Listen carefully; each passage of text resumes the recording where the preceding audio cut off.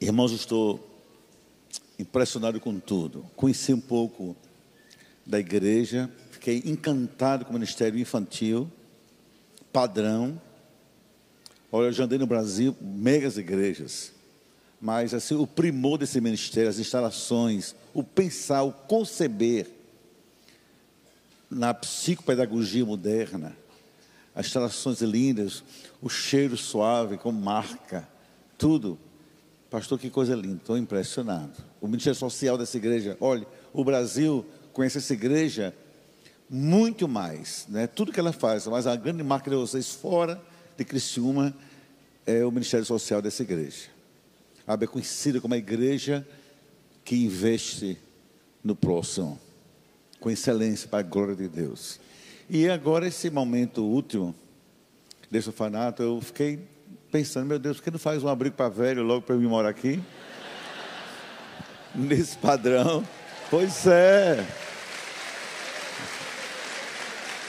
Eu vou sugerir ao pastor que ele muda essa ideia de cada lugar do Brasil um orfanato desse. Basta aqui uma casa de cuidado de idoso.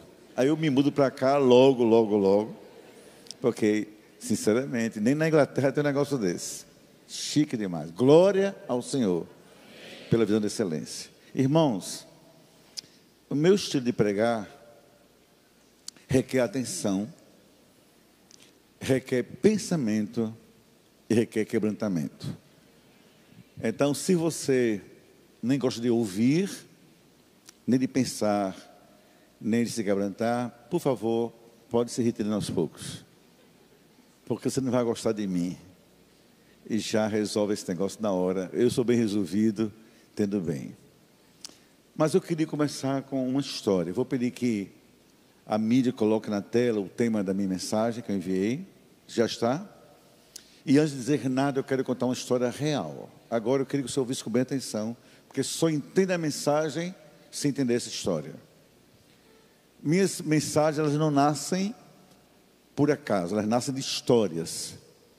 Nascem de dores, de sabores, de lutos e de mergulhos no mar, de contemplações. Todas têm um útero que gera a mensagem antes dela ser concebida. Eu estava em João Pessoa, num hospital muito grande, chamado Hospital da Unimed, mega hospital, maior da cidade. Fui fazer uma visita a um casal da minha igreja. Quando eu saí do apartamento, ia sair embora, quando uma voz gritou no corredor pelo meu nome. Eu parei, olhei para trás, tinham 3 mulheres. Todas 3, mais ou menos, septuagenárias. Nunca as vi antes. Eu parei, elas vieram até mim. Preste bem atenção. Então disse uma delas, pastor Estevão, o senhor não nos conhece, nós somos católicas, somos apostólicas e romanas. Como quem diz, nem vem que não tem. Somos fechadas. Mas a gente lhe conhece pela televisão de João Pessoa, que minha igreja tem cultos domingo na televisão. A gente gosta do senhor, queria lhe pedir um favor. Pois não. Nosso pai, então eram irmãs, estava morrendo aqui no apartamento, seu último ano. Chamamos um padre, ele não pôde vir. O senhor podia até lá conosco, encomendar ao meu pai. Encomendar seu pai? Seu pai é uma questão de encomenda, um pacote, é o que seu pai? Aí elas explicaram a mim, que eu sempre fui evangélico. Encomendar o corpo dele, a gente não quer que ele morra sem uma bênção. Questão de segundos, vocês sabem o que é isso? O pastor sabe também, disse-me o Espírito Santo de forma audível, vá, eu marquei esse encontro. Questão de segundos. Que pastor não recebe um convite desse, encomendar corpo de ninguém? Aí eu fui, onde está seu pai? Chego lá, no apartamento, encontro um homem mais que octogenário, magricela, sendo consumido por um câncer terminal e com vários níveis de metástase. Perto dele uma mulher cabisbaixa, que nem levantou a cabeça para olhar para mim. e essas 3 mulheres. Mas Deus disse: vai, eu marquei o encontro. Ao chegar diante dele, disse: Senhor, meu nome é Estevão, eu sou pastor nessa cidade, suas filhas me pediram para lhe visitar e orar. Posso orar pelo Senhor? Outra coisa estranha aconteceu. O Espírito Santo disse também com a voz audível: não ore, eu não autorizo. Eu fiquei assim em crise de missão. O Senhor me manda entrar e manda calar. Não ore, eu não autorizo. Eu perguntei então ao Espírito Santo, em questão de segundos: eu vim fazer o quê aqui? Se apenas converse. Nessa conversa nasce a mensagem de hoje.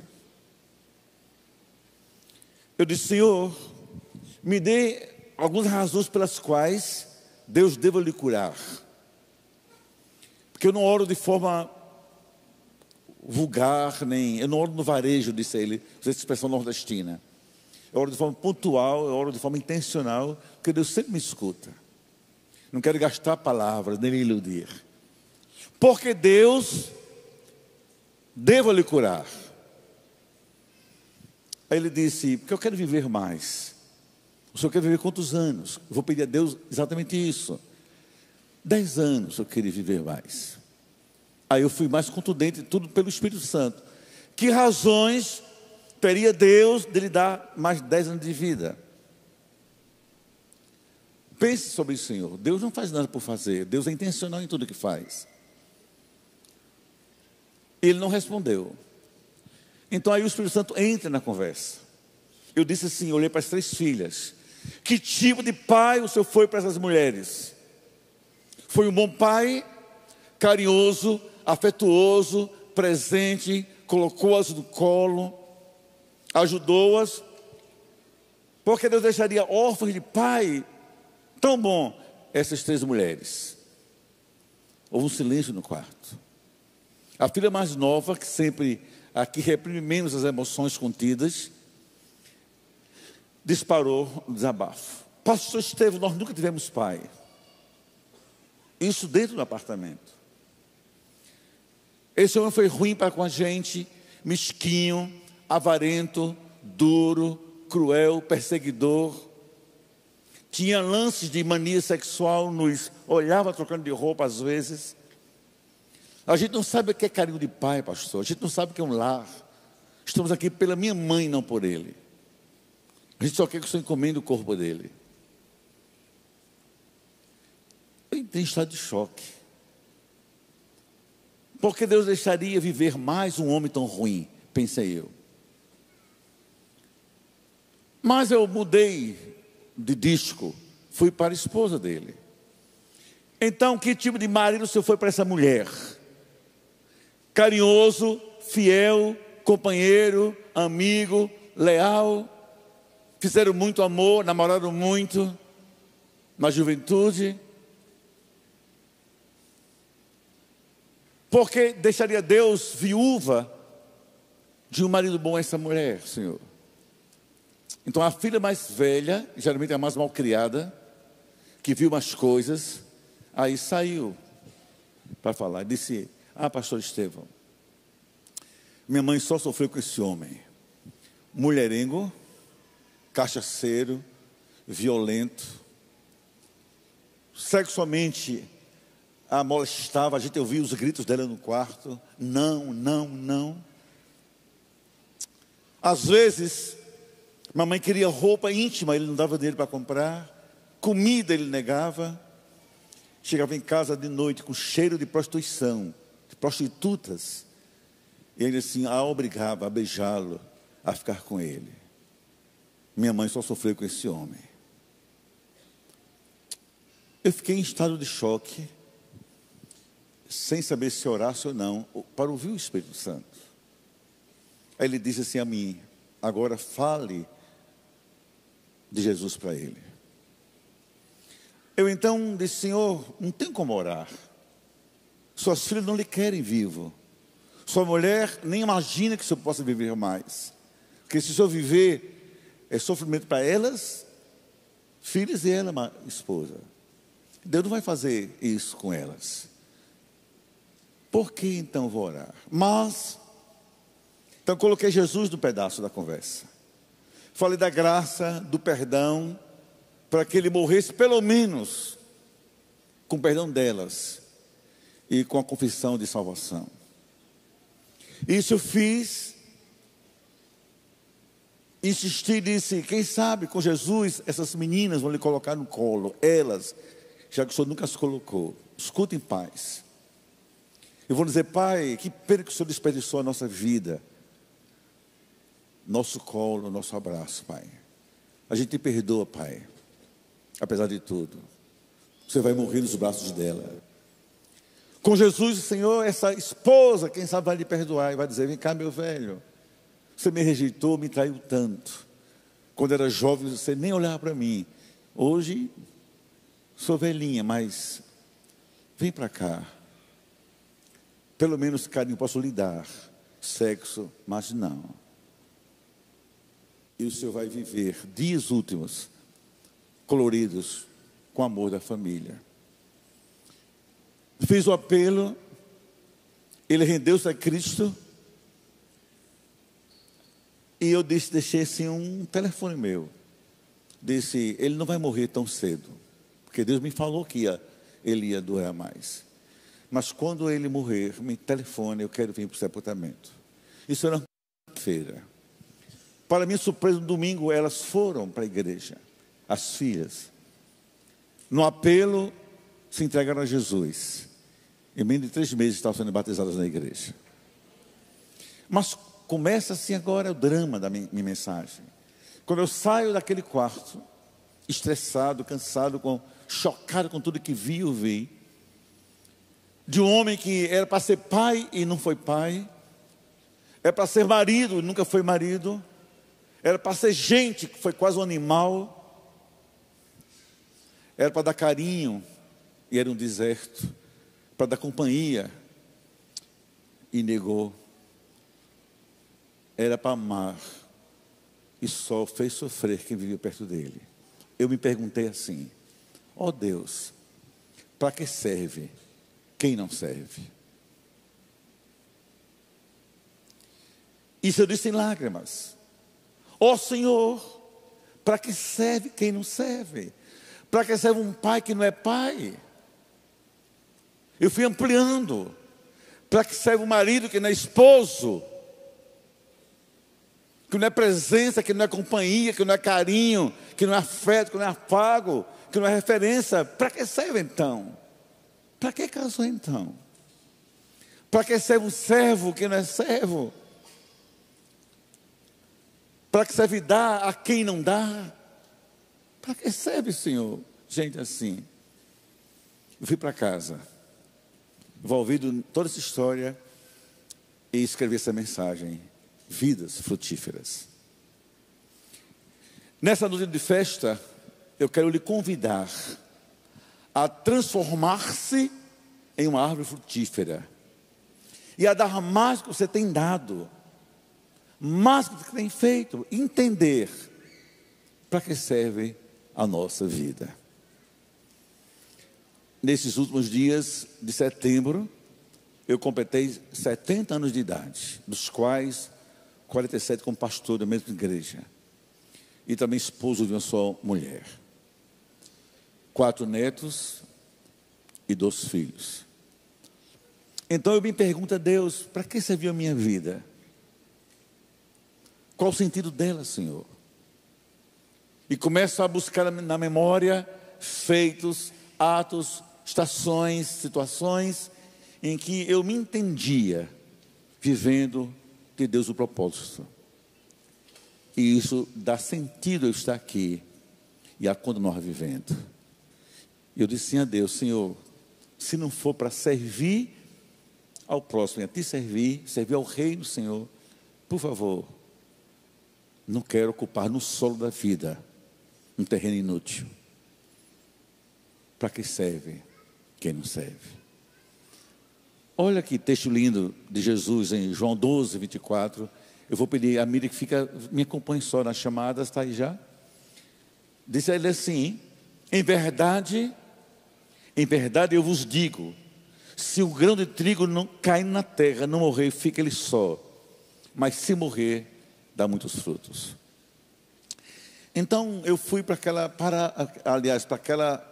narrativa, aquele encontro real de Jesus com a figueira estéril, que foi registrado em Mateus, capítulo 21, versículos 18 a 22, mas eu fiz um corte até o 20. Por favor, escute. Isso não foi uma parábola. Tem uma parábola também com esse assunto, mas isso é uma história, um fato, uma narrativa. E de manhã Jesus, voltando para a cidade, teve fome. Preste atenção às entrelinhas do texto. Como se fosse um pouco de nós nessa história. E avistando uma figueira perto do caminho, foi até ela. E não achou nela nada senão folhas. E disse-lhe: nunca mais nasça fruto de ti. E ao dizer isso, diz o texto, a figueira secou-se imediatamente. E os discípulos, vendo isto, ficaram maravilhados, dizendo uns aos outros: como é que pode? Como secou tão depressa essa figueira? Esse texto me faz pensar em 3 lições para nós. A primeira delas é que a vida é sagrada. A vida é sagrada. A minha é sagrada, a sua é sagrada, sua família é sagrada, nossa existência é sagrada. E tudo que é sagrado deve refletir a presença de Deus. Aprenda isso. Há um mês atrás, em João Pessoa, eu estava com minha esposa, Neide, no supermercado, uma segunda-feira à tarde, dessas compras de reposição semanal. Quando a gente chegou no caixa, uma moça senhora do caixa, olhou para mim, espantada, disse assim: eu posso tirar uma foto com o senhor? Uma foto comigo? Na frente da minha mulher, que cara de pau. Tirar uma foto. E Neide é bem resolvida com essas coisas. Eu disse: mas por que uma foto comigo? Olha o que ela disse. Isso eu estou dizendo a você para a glória de Deus. Eu sou católica, pastor, mas eu lhe conheço. E quando eu lhe vejo, eu sinto Deus perto de mim. Por quê? Porque a vida é sagrada.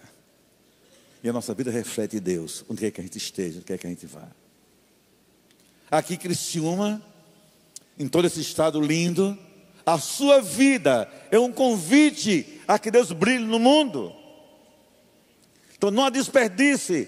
Jovens, adultos, solteiros, casados, não importa a idade ou a situação civil, entenda, você vive como alguém de Deus, sua vida é sagrada e Deus se faz presente aqui, através da sua vida.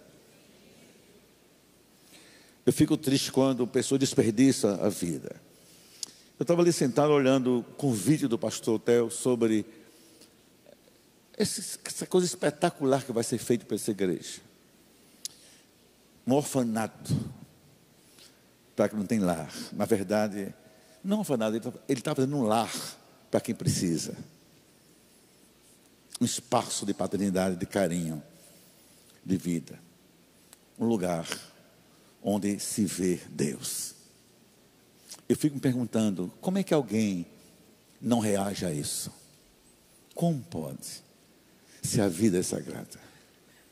Como? Como é que eu sou insensível a isso, se a vida é sagrada? Como? Como é que eu sou casado e faço minha mulher sofrer, se Deus está em mim? E se a relação mais bonita de Cristo e a igreja está no casamento? Como?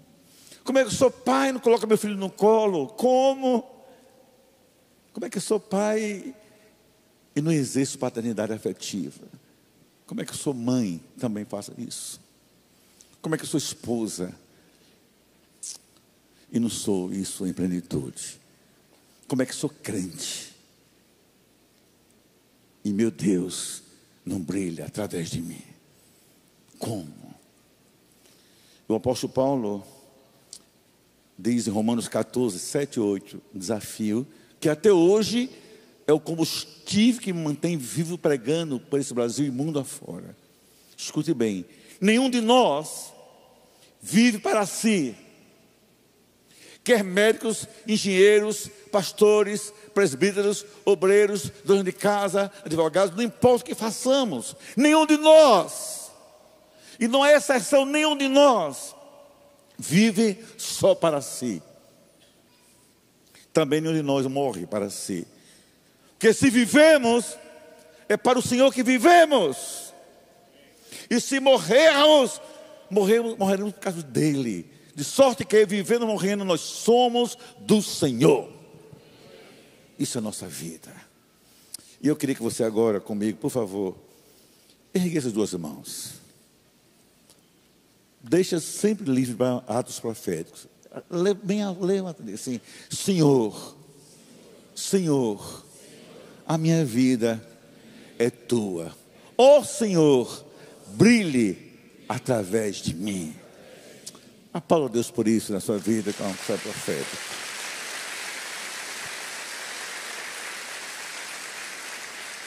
A vida é sagrada. Você é uma figueira aqui em Criciúma. E algum dia, alguma manhã, alguma tarde, alguma noite, eu não sei, alguma madrugada, vai passar alguém com fome de vida. E vai dizer: eu estou solitário, perdido, estou perdida, eu não sei o que faça. E vai ver você de longe e vai dizer: olha lá, uma figueira ali, tem comida para mim. Você transporta na sua vida o pão da vida. Alimente pessoas, porque a vida é sagrada. Segunda lição, não só é sagrada, mas ela deve ter um propósito. Isso é tão sério que não existência é um fim em si mesma, senão seria horrível. Eu poderia ter um infarto e ter morrido. O que foi minha vida? Você não nasceu para ser a profissão que você exerce, não é a sua identidade final, é uma atividade profissional que você exerce e pronto, é a sua sobrevivência. Você é médico, você é engenheiro, você é advogado, qualquer coisa assim, não importa a profissão, tudo é nobre, mas isso não é a sua vida, não é a sua vida. Isso é seu ganha-pão, seu espaço social, sua realização profissional. A vida é um pouco além disso, tem que ter um sentido. E é cumprir o plano de Deus para todos nós. Já se perguntou: Senhor, por que eu estou vivo ainda em Criciúma? Com meus 50 anos, 40, 60, não importa. Por que, Senhor? O que queres de mim? O que queres de mim, Senhor? Queres me implantar onde, Senhor, para eu frutificar? Mas escute, a vida não é um fim em si mesma. Eu estava ouvindo a história do pastor Telmo, nem conhecia isso. Que ele largou a farda do exército, largou, para vestir a roupa do ministério de forma integral. Quem entendeu que a vida tem que ter um propósito, não importa o risco que ia correr, mas tem que ter um propósito. Qual é o propósito pelo qual você vive? 1 Coríntios 10, 31, Paulo diz assim: portanto, irmãos de Criciúma, dessa linda igreja Abba Pai, quer comais, quer bebais, ou façais qualquer outra coisa, façam tudo para a glória de Deus. Vivam para a glória de Deus. Há um tempo atrás eu fui convidado para ser senador da República pelo meu estado. Já fui para ser N vezes deputado, vice-governador, vice-prefeito, prefeito, essas coisas todas que não posso falar muito. Mas eu fui tentado no convite ao Senado. Até que o governador da época que me chamou foi pelo governo do estado. Disse assim: pastor Estevão, olha o que ele disse sem saber o que estava dizendo. O senhor já deu muito do senhor para o evangelho, para a sua igreja. Agora chegou o tempo de dar para o estado. Troque o púlpito pela tribuna. A gente precisa do senhor em Brasília. Claro que seria honroso ser senador. Eu disse: governador, ele disse: vou lhe dar uma semana para orar, para o senhor me responder, pastor. Ele falando, e também com ele o Espírito Santo me falando: Quando ele terminou, ele disse: governador, não precisa de uma semana, já tenho uma resposta. Não. Porque, governador, eu não sei se for para Brasília, eu vou poder viver para a glória de Deus. Não quero viver por bandeiras políticas. Eu tenho uma bandeira que é maior que tudo isso, governador. Eu nasci para o púlpito e não para a tribuna. Se eu não puder honrar a Deus, eu não quero. Vou jogar fora a figueira que ele plantou no solo de João Pessoa. Muito obrigado. Eu nasci, tenho uma missão. A minha missão é pastorear. Então olhe bem para mim e me responda. De forma clara. Eu não quero perguntar o que você faz. Parabéns pelo que você faz. Quero só perguntar: o que você faz glorifica a Deus? Você veja que esse texto ele é contundente e ele não admite negociação. Quer com mais e quer bebais, ou façais qualquer outra coisa, do lazer a qualquer coisa, façam, mas façam para a glória de Deus, porque a vida é sagrada. O nosso propósito é cumprir a missão pela qual Deus nos mandou existir. Nos trouxe aqui. E terceiro, a terceira lição é que a vida, além de ser sagrada, tem que ter um propósito, ela também tem que ser frutífera. E aqui eu quero parar mais.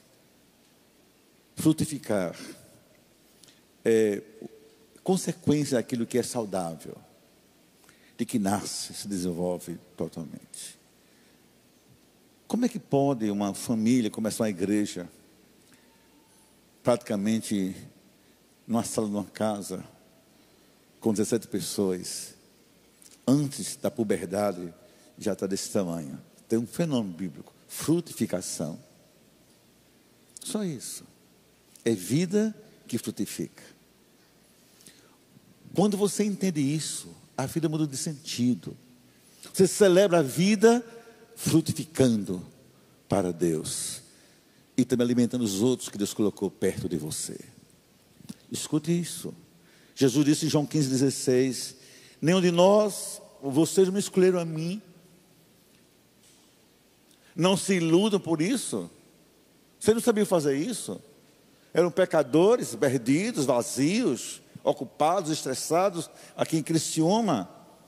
Mas eu escolhi a vocês. Não por acaso os coloquei aqui nessa igreja, mas para que vades e des frutos. E que o vosso fruto permaneça. Sejam assim aqui em Criciúma, videiras frutíferas. Todo dia de manhã, quando estou em João Pessoa, e sempre posso, eu caminho na praia. Sempre. E eu gosto de caminhar, sempre vou com minha esposa. E às vezes Deus me manda orar por alguém que está passando, orar por alguém que está um lado de cabisbaixo.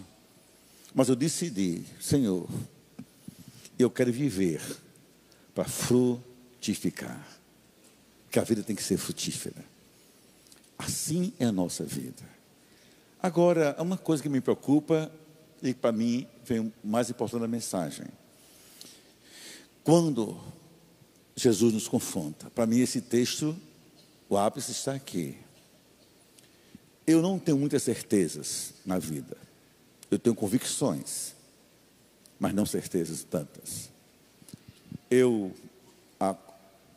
Antes da pandemia, em 2019, minha filha sentiu um mal-estar, questão do coração, uma bactéria desceu do dente para o coração dela, endocardite, parece que esse é o nome. Fui visitá-la, ela quase morre. Minha filha é linda, chama-se Thaís. No quarto com ela, visitando, eu senti um mal-estar no quarto. O mal-estar cresceu. Deus usou uma enfermeira assembleiana para insistir, para que fizesse um exame de pressão.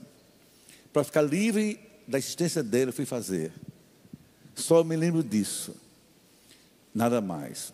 Acordei no outro dia, no UTI. Eu estava infartando, com stent no coração. Eu não sabia. Estava doente. Tinha uma veia entupida. Como é que posso ter certeza? Mas eu tenho convicções. Por exemplo, a convicção que eu tenho, e você também, eu sei, que meu nome está no livro da vida. que eu sou salvo em Jesus Cristo. Eu tenho convicção. Mas também tenho convicção absoluta que Deus agendou comigo já na eternidade em um horário quando eu chegar lá. E com você também, você não vai escapar não. Nem se anime. Eu vou para o céu, claro, vai chegar um tempo de Deus mandar assim, alguém dizer assim, chama Estevão aí. Senhor, tanto, não aquele lá de João Pessoa, chama ele. Aí eu vou chegar diante do Altíssimo. Que a Bíblia diz que todos nós vamos prestar conta a Deus da vida que Ele nos deu. Não é julgamento de juízo final, é prestação de contas da vida que Ele nos deu, da figueira que nós somos na terra. Todo mundo, ninguém escapa disso. Aí eu acho que 3 coisas vão entrar na agenda dele comigo. Eu penso que a sua também. Ele vai me perguntar, cadê minha filha? Senhor, que filha, Senhor? Ficou na terra. Não. Esqueceu a mulher que eu lhe dei para você se casar. Minha filha. Ela tinha 17 anos quando ele conheceu. Aliás, um pouquinho antes, mas se casou e ia fazer 18 anos. Ah, Estevão, minha filha era alegre, bonita, sorridente. Você me devolve uma filha cheia de rugas, depressiva, doente, tímida, com medo de viver por sua causa. Fez o que com a minha filha, servo meu? Fez o que com ela? Todo marido, sem exceção, vai um dia prestar contas a Deus, a mulher que Deus lhe deu. Não é que você arrumou por conta própria, que Deus lhe deu. Vai prestar contas. Então eu sou casado com a certeza, tal como Cristo quer a igreja sem rugas, também Ele quer que a gente preste conta das esposas que nós temos. Então eu vivo numa consciência disso. Vou prestar conta dela, Deus. Isso eu tenho convicção. Segundo, ele vai perguntar a mim, e cadê minha herança? Senhor, tua herança, Senhor, está brincando comigo? Sempre fui pobre, Senhor, vivi só de pastor, do salário de pastor, nunca saí disso. 12 anos era uma Kombi, depois mudou para um Chevette, depois foi para não sei o que lá, até ficar sem nada para construir a igreja. Depois o Senhor foi me ajudando. Vai me pedir, Senhor, patrimônio? Não, Estevão. Minha herança são seus filhos. Como é que eu lhe dou 2 filhos? Minha herança, e você estraga esses filhos? Uma coisa que eu admiro muito no casal Martinelli, é esse espírito afetivo que eles têm para com aqueles que estão perto deles, em casa e na casa espiritual. Como é que você ousa ser pastor e seu filho é um drogado, revoltado contra a igreja, é um marginal, é um presidiário, ou é qualquer coisa, nem para a igreja vai mais, por sua causa? Faltou exemplo, carinho. Ah, não é doutrina, não fala sobre isso, Estevão. Eu falo sobre sempre o seu filho, a encarnação da graça que eu sou. Colocou no colo e disse, como Deus lhe ama, eu lhe amo também, filho. Beijar seu filho, exalar o perfume do meu filho perto dele. Fez isso. Porque ele foge tanto da igreja, que ninguém foge de bons perfumes. E minha filha, Estevão, que casou com um homem, sabe, do mundo, que não quer saber de igreja, é carnaval, é cachaça, é cerveja, fez o que com minha filha? E sabe uma coisa, irmãos, eu tenho uma alegria muito grande. Depois de 47 anos de pastor, meu filho também é pastor. E minha filha é esposa de um pastor. Mas eu sei que um dia eu vou prestar conta a Deus por eles. E, finalmente, da minha igreja. Cadê a minha igreja, minha noiva em João Pessoa? Você dividiu minha igreja, sujou minha igreja, contaminou minha igreja com doutrinas, com heresias, com coisas que nem sequer estão na Bíblia.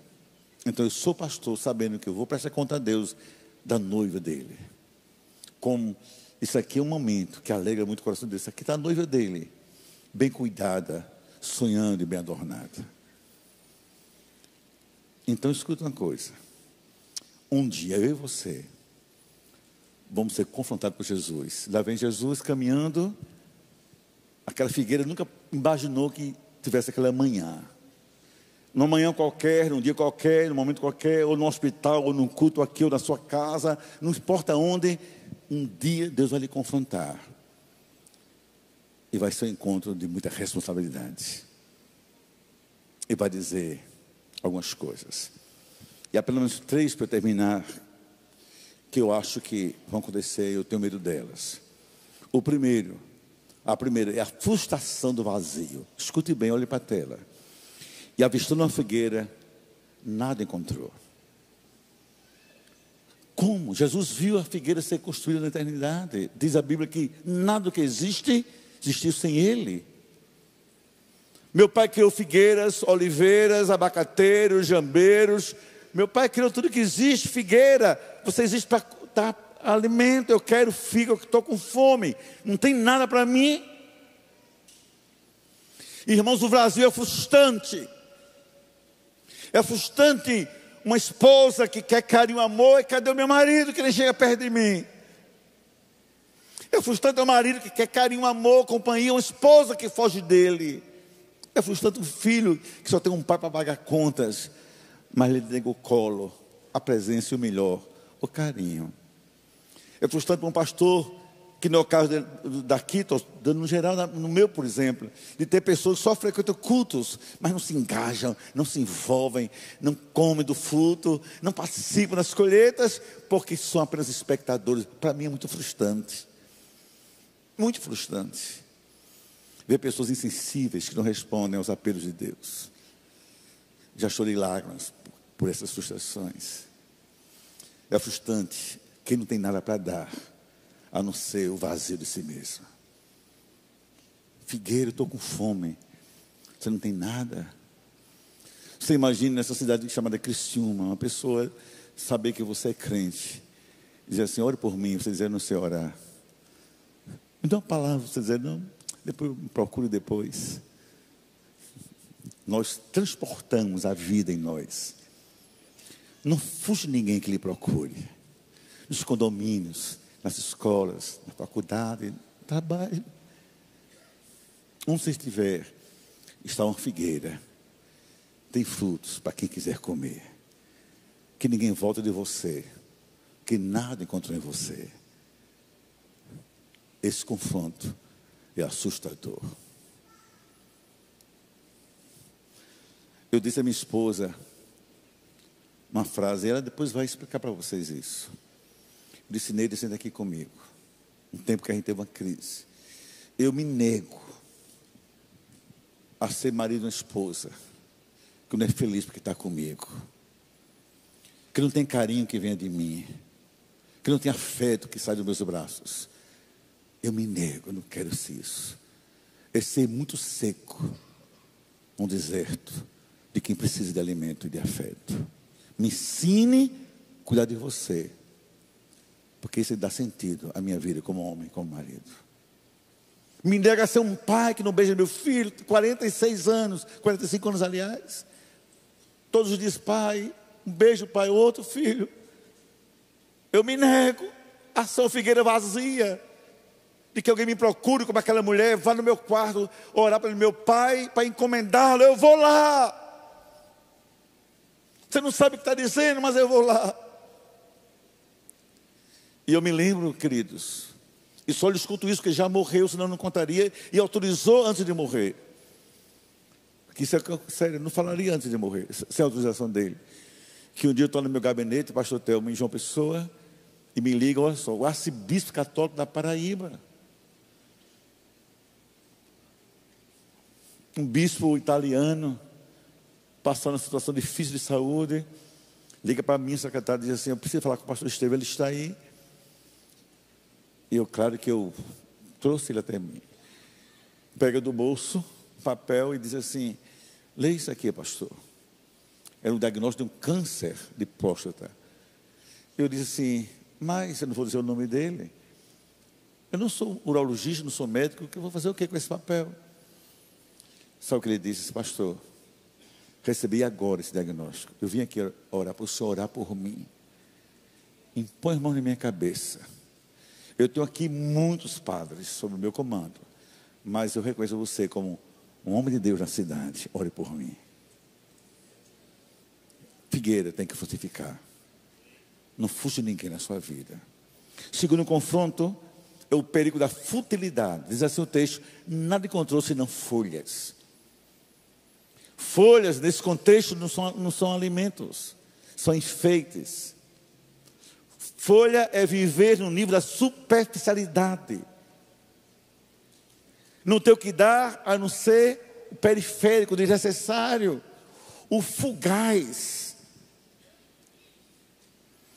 Quantos lares eu já entrei como pastor e terapeuta, e muitos, João Pessoa, Vitória, Rio, São Paulo, Recife, onde me chamavam, lindo apartamento, mas pastor, meu ninho é um inferno, móveis, decorações, cristais, mas na cama, corações vazios, filhos solitários, mulheres depressivas, porque a vida foi feita em torno da futilidade. Meu marido só pensa em festa, só pensa em roupa, em carro, ou minha mulher também.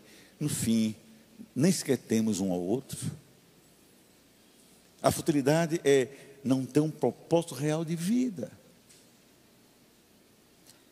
Nada, senão folhas. Na minha igreja tem tantas folhas desnecessárias. Pessoas chegam no domingo, na minha igreja, é claro, reclamam, saio do culto porque o som está muito alto, eu vou me levantar, vou embora. Chega, vê um papel no chão, essa igreja é muito suja, que é esse papel? Por que não apanha o papel?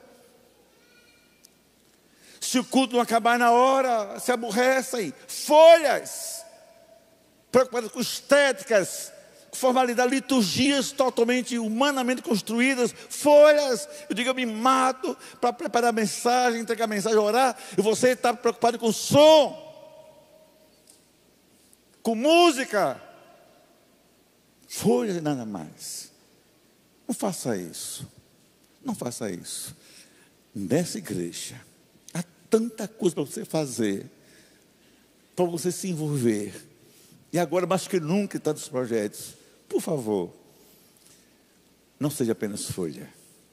Toda a vida útil para Deus e para a glória dele. Porque folhas são exemplos bíblicos de futilidade, daquilo que o vento leva e para nada mais serve. E finalmente o perigo e a maldição da inutilidade de Jesus à figueira. Como? Eu estou com fome, você não tem mais nada para me dar. Como eu lhe criei para frutificar e você não tem nada a não ser folhas. Eu estou frustrado, figueira, decepcionado com você. Por isso, nunca mais nasça fruto de ti. Ela secou imediatamente.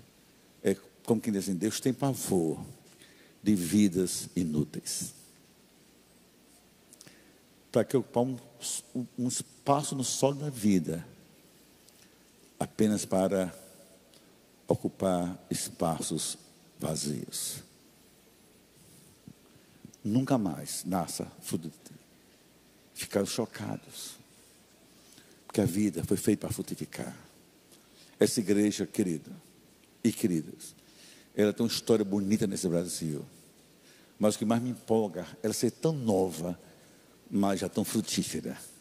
E ainda mais será e vai ficar sendo quando você e todo mundo nela for uma figueira à beira do caminho de Criciúma.